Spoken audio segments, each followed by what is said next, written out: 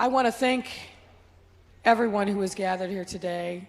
We are gathered to honor a civil rights pioneer, a gospel legend, a loving father of 5 children, and a legendary pastor.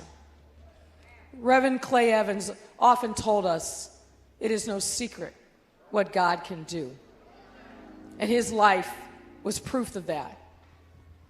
On this dais, in this house of God, all of the parts of our faith community, our diaspora, the various ways in which we worship and humble ourselves to the Lord above are gathered here, united in our reverence for a life well lived. We are here, of course, to honor God, but we are brought together by his servant, Clay Evans.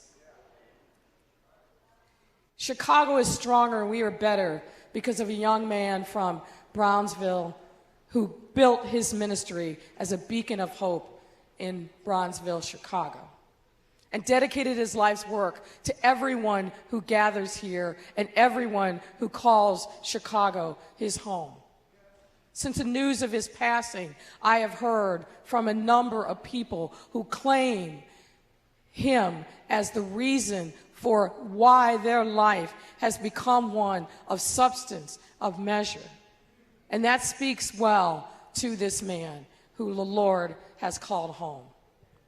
As mayor of this city, I'm deeply grateful that Reverend Evans entrusted the Chicago Public Library System with his archive, so it will remain as a legend and be available for people to learn of his great works.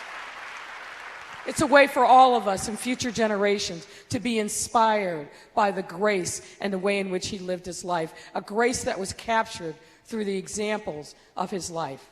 And we must all strive to emulate that grace.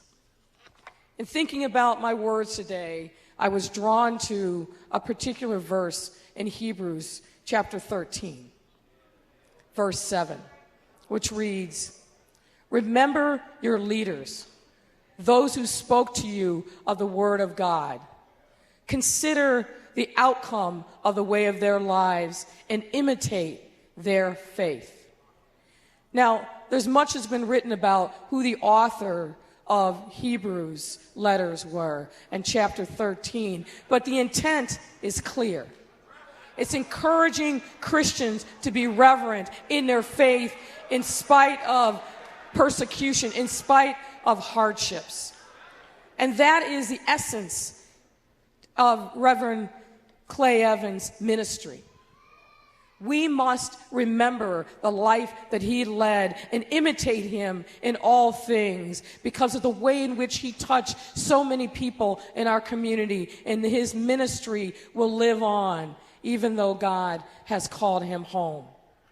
God has welcomed Reverend Evans home, and may he continue to uplift and guide us and bless the great city of Chicago. Thank you.